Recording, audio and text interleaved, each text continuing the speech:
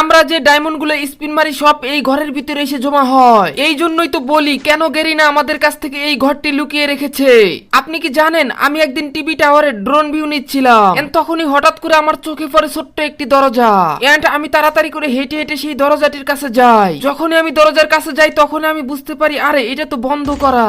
আমি টাওয়ারটির উপরে একটি ব্যানার দেখতে পাই, ওখানে নিউজ লেখা এবং আশেপাশে দাড়ি দেওয়া। তখন আমি বুঝতে পারলাম যে সমুদ্রের আশেপাশে যেতে হবে। এই ঘরে যাতে ঢুকতে না পারি সেই কারণে গেরিনা এই দরজাটি বন্ধ করে রেখেছে, কিন্তু এখানে ঢোকার জন্য একটা ক্লু দিয়ে দিয়েছে। আমি তাড়াতাড়ি বাইক নিয়ে সমুদ্রের আশেপাশে খোঁজাখুঁজি করব এবং দেখবো যে আসলে কিভাবে এই ঘরটির ভিতরে ঢোকা যায়। আমি তাড়াতাড়ি করে বাইক নিয়ে উড়াধুরা টান এন্ড শেষ পর্যন্ত আমি কিন্তু সমুদ্রের ধারে যাই এন্ড বিভিন্ন সমুদ্রের ধারে আমি ঘোরাঘুরি করি এবং খোঁজাখুঁজির চেষ্টা করি। পুরো ম্যাপ তন্ন তন্ন করে খুঁজে ফেলি, কিন্তু কোথাও পাচ্ছিলাম না কোনো কিছু। তারপরে আমি অডিটোরিয়ামের দিকে চলে আসি এন্ড এখানে আসার পরে আমি চতুর্পাশে খোঁজাখুঁজি করি। পুরো সোলারা ম্যাপের সমুদ্রের আশেপাশে তন্ন তন্ন করে খুঁজে খুঁজে দেখি, একটা কোনাও আমি বাদ রাখি না। শুধুমাত্র এটাই হচ্ছে লাস্ট জায়গা। আমি কি এই অডিটোরিয়ামে সেই গোপন জায়গা খুঁজে পাবো যেটার মাধ্যমে আমি টিভি টাওয়ারে যাব? আমি এই মাছটির কাছে আসি এবং এখানে খোঁজাখুঁজি করার ট্রাই করি যে আসলে মাছের উপরে কোনো কিছু অদৃশ্য পোর্টাল আছে কিনা, কিন্তু এখানেও আমি কিছু পাই না।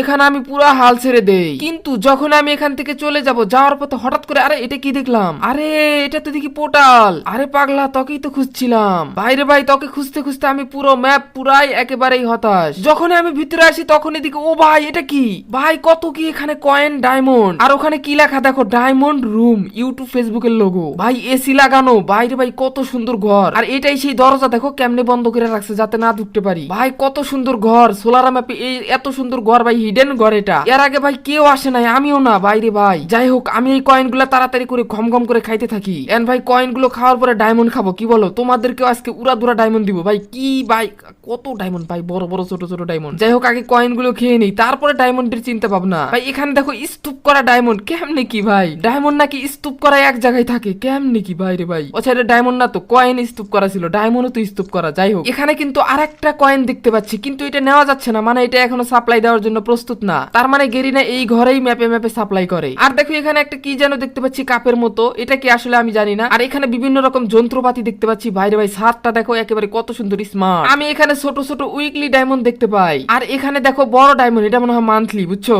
আর এখানে নীল ডায়মন্ড, তারপরে লাল ডায়মন্ড, তারপরে এখানে দেখো গ্রিন ডায়মন্ড, আর কত ডায়মন্ড ভাই, ছোট ছোট উইকলি লাইট, এগুলো মনে হয় উইকলি লাইট ভাই রে ভাই। আবার দেখো এখানে যে যে অনেকগুলো টপ আপ ডায়মন্ড, ভাই রে ভাই বক্সের ভিতরে রেখে দিছে, বড় বড় গুলো তো আমার দরকার। আর এখানে আমি একটা ছোট্ট ড্রাম দেখতে পেলাম, আরো কি কি যে হাবি যাবি। এন্ড এই ড্রামটা কি ভাই, আমি তো বুঝতে পারলাম না। এটা আমি ফুটানোর চেষ্টা করলাম কিন্তু কোনোভাবে ফোটে না। আর এখানে একটা মোবাইল দেখতে পেলাম, ভাই আমার ছবি